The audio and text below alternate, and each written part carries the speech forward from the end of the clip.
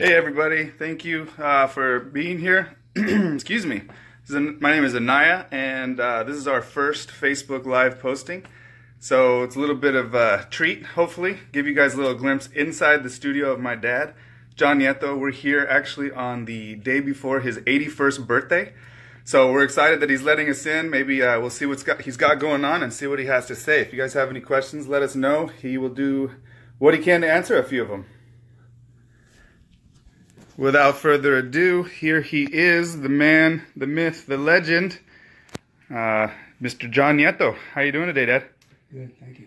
Good. So, what's going on? What are you working on? I am working on a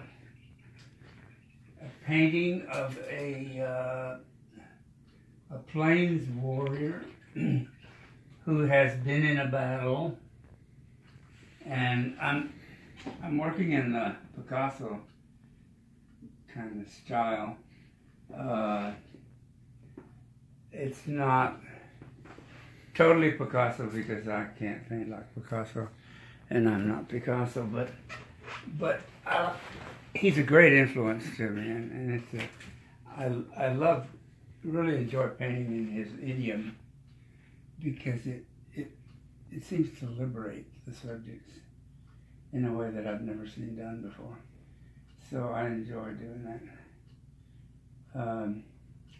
Plus, it's kind of getting into Picasso's head, and that's really neat. A neat thing to do. Do you find it's different? Is it harder, or is it just different to paint in this style than it is something that you've kind of made your own subject-wise? It was hard for years to get into it. Probably 10 years of playing around with it, but it's beginning to be like almost like a second nature in my drawing. I do the drawing first. I work the drawing out really fairly thoroughly because that's everything in a Picasso painting is his drawing. And if the drawing's not right, it's not going to work at all.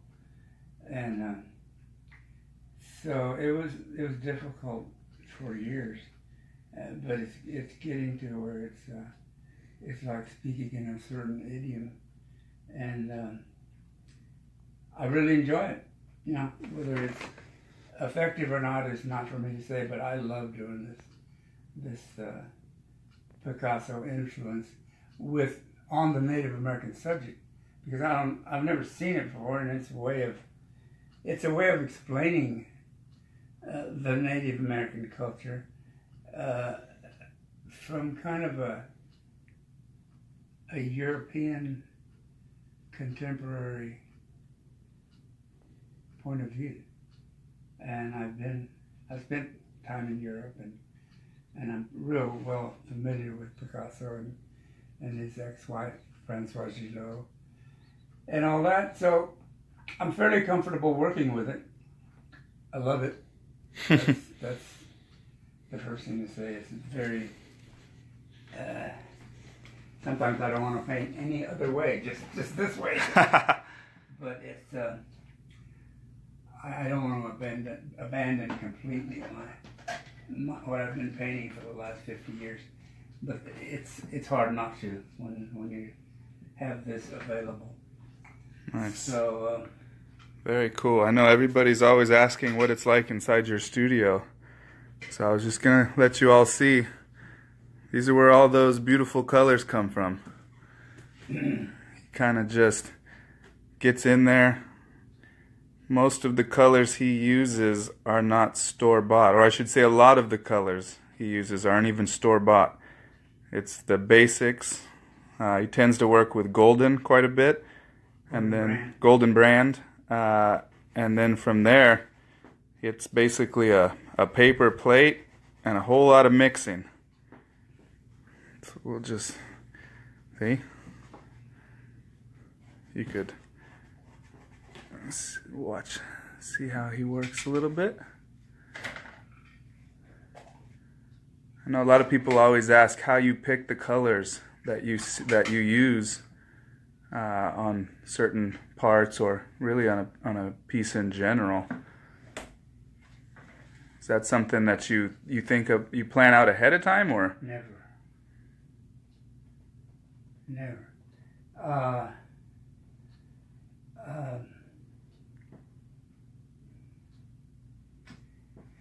The colors, I put one color down and it tells me the next color. It's like a dialogue of the painter with the painting.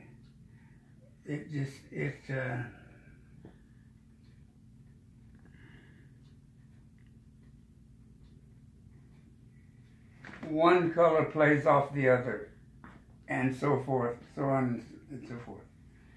And before you know it, you have a little symphony going on, and then you just put little accents of different, accents really. And before you know it, you've got your painting finished. It's a spontaneous thing, very much like jazz music. I've been in musical bands before, and it's very much like jazz, a jazz solo, in that you start with the inspiration and you just start blowing, and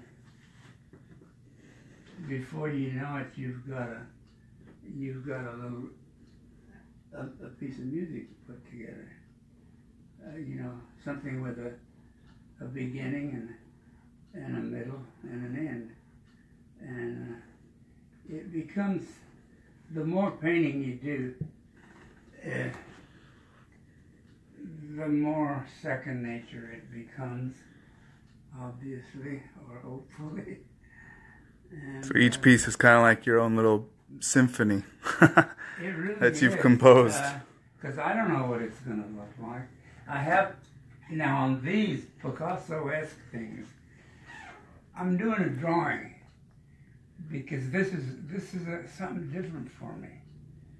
And I'm really working out the drawing before I start doing the painting, which is different, totally different from me, and it's out of respect for Master Picasso, his what he does spontaneously, I have to work at, because I am not Picasso, and I have so much respect for him that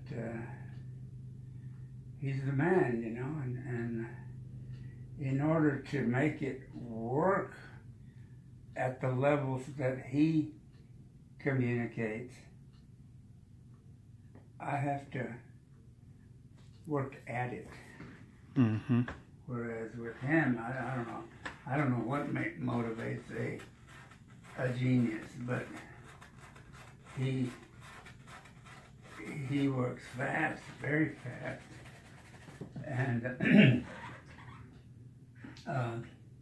I've always worked fast too, but not in this idiom, and I can't and don't want to work fast in it. I want to live with it and work with it and make little changes and leave it rough where I want it to be rough and sharpen it up where I want it to.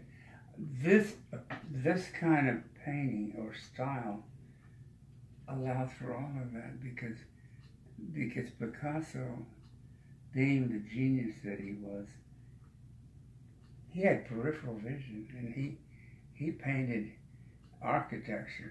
His paintings were architecture, and they were symphonies. And you have to try to do one to realize the truth of that. And I love it. He's the guy. Sorry about that.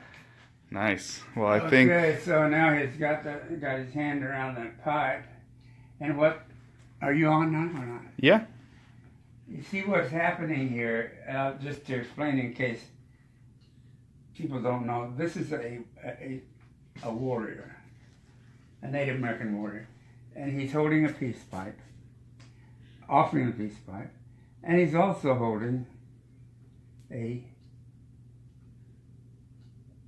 scrimshire, or whatever they are, pipe.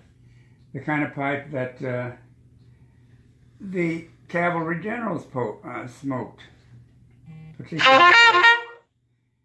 particularly Curtis. Edward Curtis? Not Edward Curtis. What am I talking about? What's this guy's name in that? Custer? Custer. Yeah. And so what he's done is, I'm calling this painting The Spoils of War. What that means is that there has been a battle. And this warrior here, after he killed or has been through the war, he's taken some of the clothing off of the enemies, ex-enemies, and put them on. He's recycling them because they still have a lot of good wear on them and they're cool. So this was something they did a lot, just on both sides. The cavalry people, soldiers, would take the clothes off the Indians and go save them for collections and for different things to send home and stuff. Just to save them because they were things of beauty, and just like they did in the Second World War, our soldiers brought home German helmets and stuff. It's called the Spoils of War, and it happens in every battle, every war since the Roman days. So this is just a continuation of that. And what this guy here, this warrior has done is he was offering the peace pipe because the battle's over. The battle is over, but he's got some dead sergeant's jacket, cavalry jacket, his gloves, his pipe, and his hat. And he's put them on, and he's wearing them along with his braided hair and his breastplate, which is bulletproof, believed to be bulletproof. So he's wearing both his own stuff, clothing, and the enemies. So it's called. And ironically, I thought it's kind of cute that he's got two pipes that he can choose from now. Or maybe he's offering the viewer the peace pipe, which the Indian offered to the dominant culture as a sign of peace, to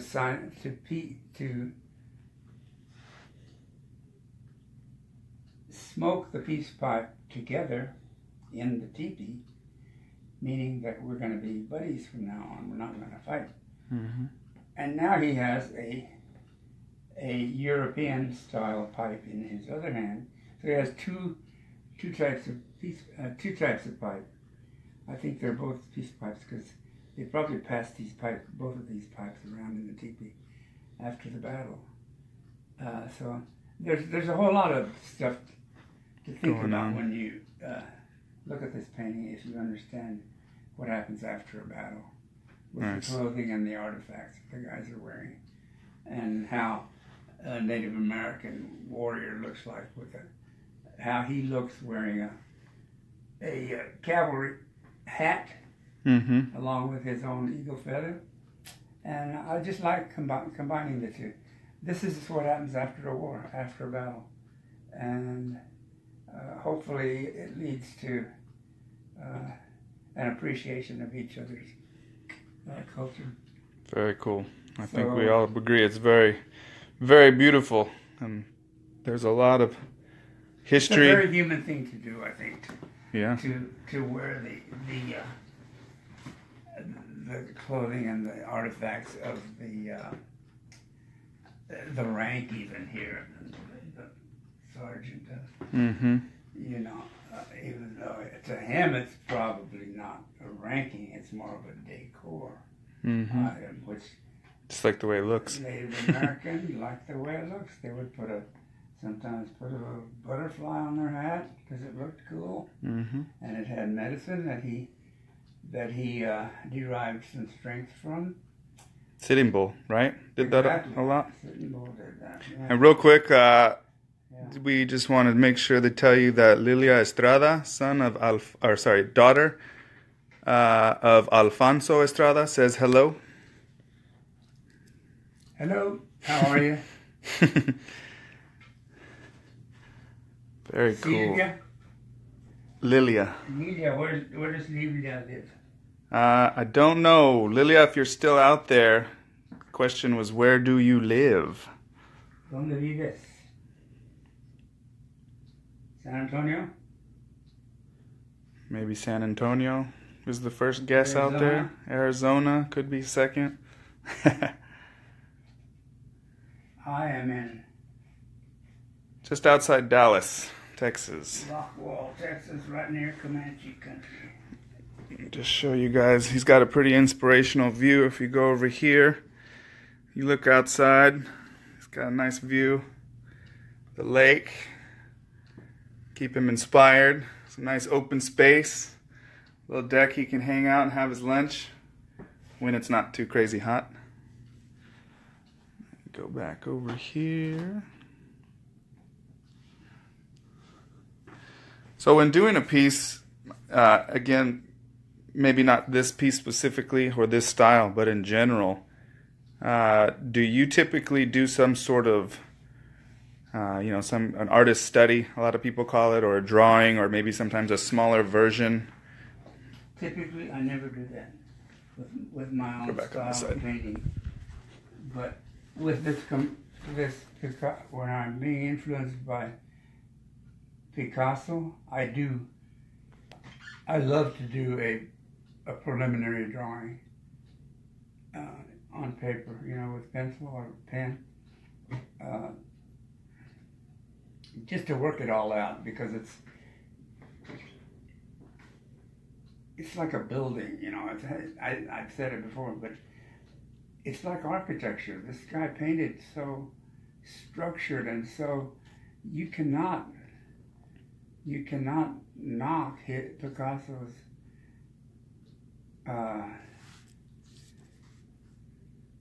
what's the term? Construction. It's gonna be here a long time. It's definitely got good bones, like they say about architecture.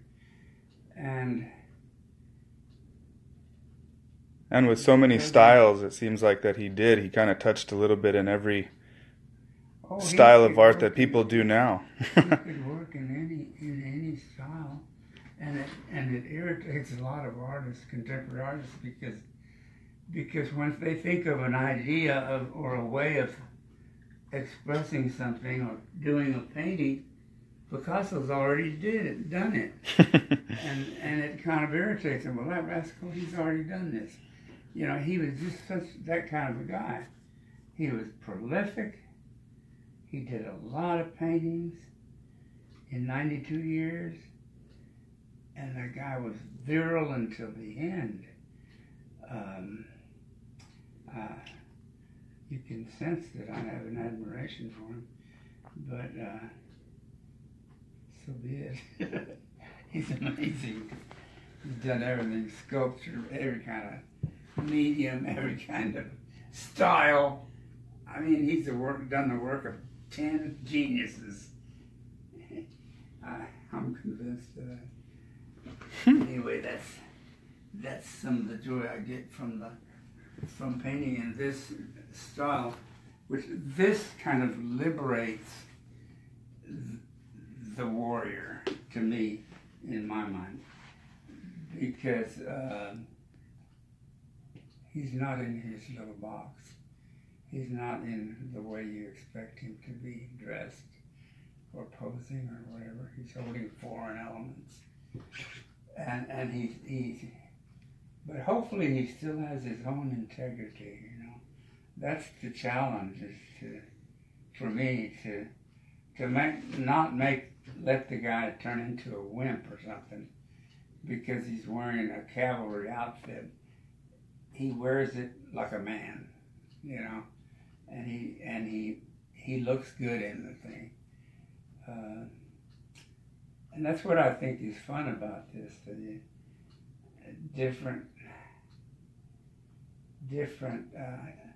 the Native American warrior can put on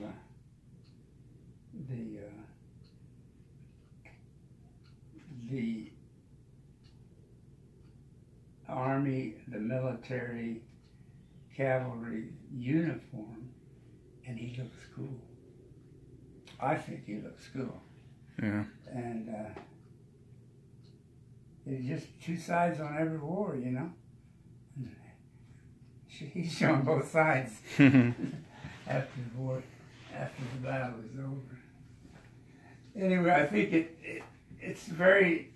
tells a story, and it's great hanging on your wall to live with and look at it and see it every day. And to me, it is anyway. You can see he believes that. He's got a bunch of his own stuff that sometimes you do and have a special connection with. This piece right here, although a slightly odd kind of configuration over here in the corner. This is a piece he did not too long ago. Had a special connection with. Kind of that traditional take on Jesus and the cross, but threw in a very Nieto coyote down here. And I used my colors on a painting that was done by Velázquez, Spanish artist. But I changed the colors. Applied my colors on the dog to make it mine. His little pet down there. His little buddy.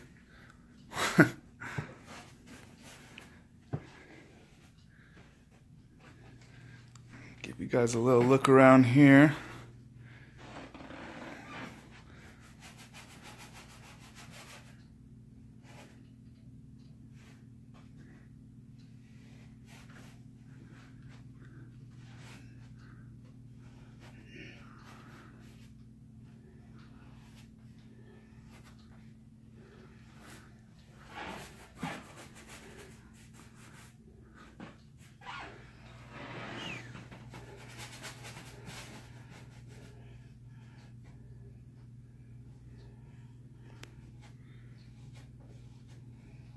Lilia Estrada lives in Dallas. Oh yeah, Estrada. Long time I ago. know her father. Yeah. He's a framer. Yeah. Long time ago, he bought a small colored cat from. Yes. You remember the cat? She made the cat. I actually think I've heard that story. She made the cat, and it was beautiful.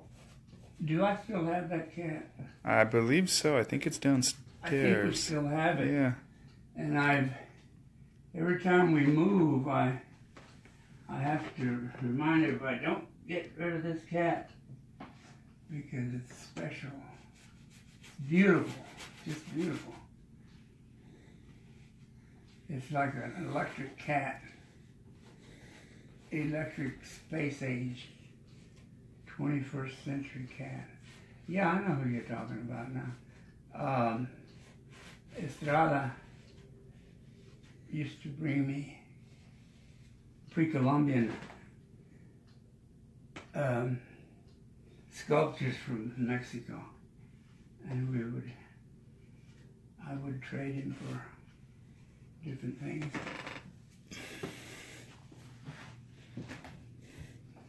That's a little better.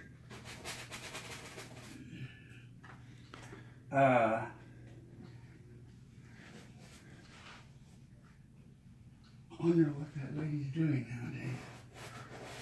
It was years ago. All right, everybody. Well, we're going to sign off. Give the man some privacy. Let him get back to work. We will, from time to time, see what we can do about giving you some more live updates from here in the Nieto studio. Until then, we appreciate all of your support.